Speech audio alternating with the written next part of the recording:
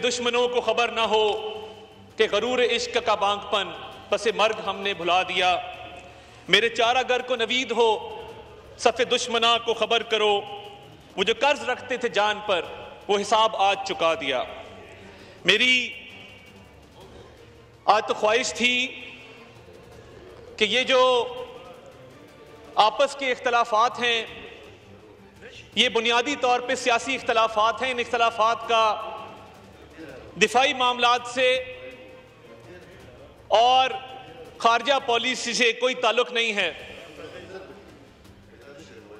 1965 की जंग हुई तो इधर अपोजिशन लीडर के दादा थे जिन्होंने कहा था कि ये कौम दुश्मन नहीं जानता कि उसने किस कौम को ललकारा है। आई विश, और ये मैं सबके लिए कह रहा हूं, इस साइड पे बैठे लोगों के लिए भी और इस साइड पे, I wish we were half the men and women our grandfathers वर।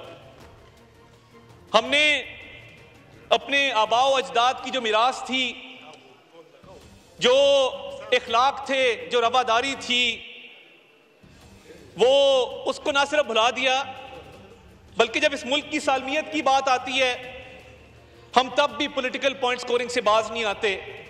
मैं आज दोबारा ये बात करूंगा, ना मैं आपके लीडर को बुरा कहूंगा ना मैं अपने लीडर को अच्छा कहूंगा, क्योंकि आज बात पाकिस्तान की है, सिर्फ पाकिस्तान की और सिर्फ पाकिस्तान की है।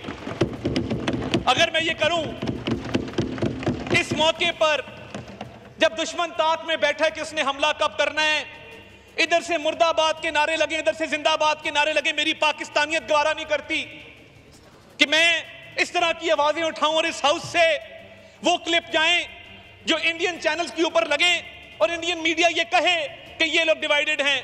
हम कतई ये बात नहीं करते, ना हम इस बात के कायल हैं। मुझे जो पूछेगा मैं उसे कहूंगा कि इमरान खान भी उतना अच्छा है जितनी हमारी लीडरशिप अच्छी है, क्योंकि आज बात पाकिस्तान की है। आपस में लड़ने के लिए बहुत टाइम है, महीने बाद लड़ लेंगे, 2 महीने बाद लड़ लेंगे, तो मेरा गिरेबान पकड़ लेना, मैं तुम्हारा गिरेबान पकड़ लूंगा। मगर किसी चीज का कोई वक्त होता है, कोई बात मौके की मुनासबत से होती है, कुछ अपने बड़ों से ही सीख लें। और मैंने आज जनरल अयूब खान के हवाले से जो बात की वो इसलिए की कि वो डायलॉग आज भी लोगों के ज़हनों में जिंदा है कि दुश्मन नहीं जानता उसने किस कौम को ललकारा है। हम तो उस वक्त नहीं थे, मगर हमने अपने बड़ों से सुना कि ये वो जज्बा था, ये वो कौमी यकजहती थी जो ये कौम रखती थी। और मुझे फख्र है कि आज बुचर ऑफ गुजरात की तमाम पॉलिसियां नाकाम हो चुकी हैं। मैं कल लाइन ऑफ कंट्रोल के पास बेला नूर शाह के एक कस्बे में मौजूद था।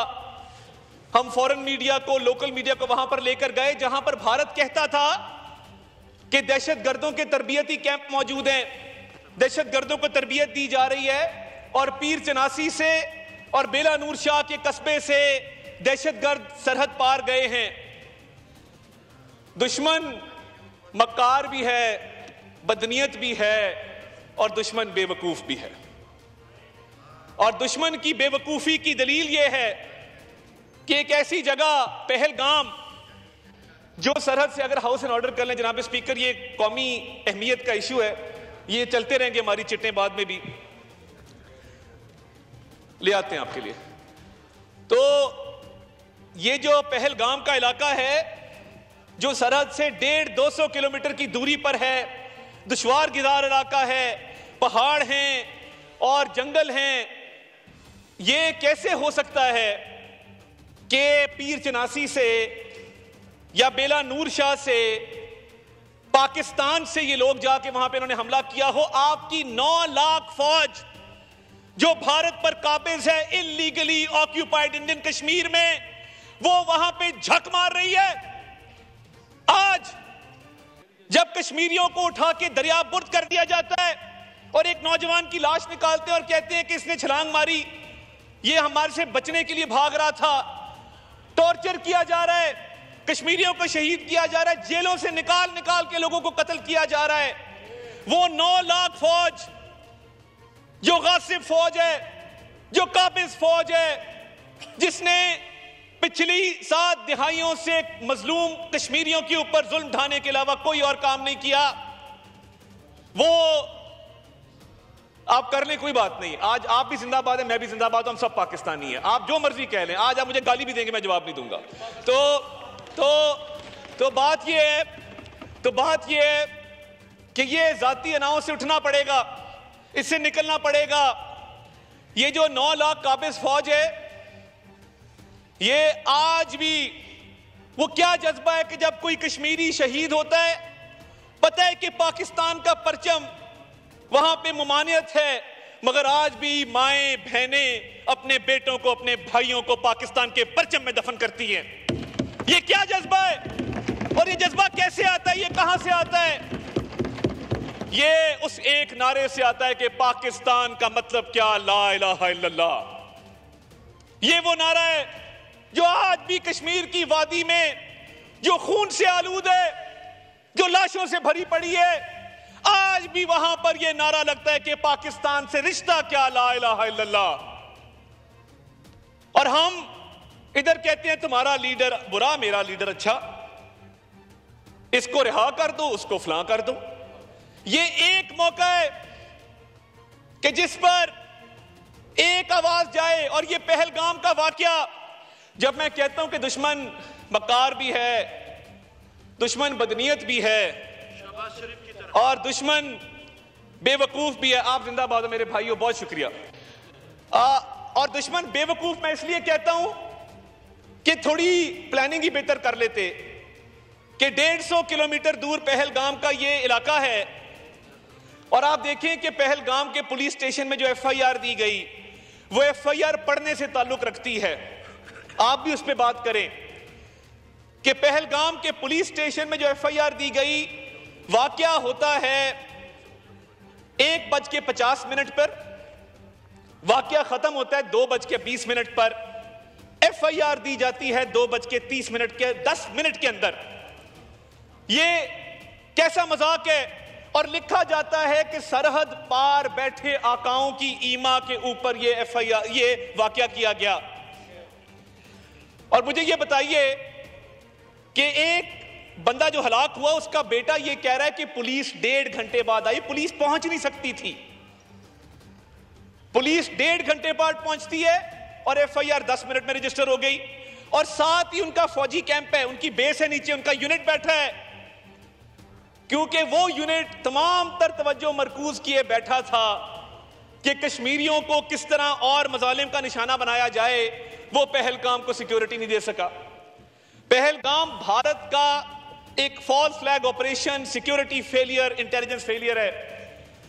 वो राहत इंदौरी एक भारत में शायर गुजरे हैं, वो कहते थे कि सरहद पर तनाव है क्या, पता करो चुनाव है क्या।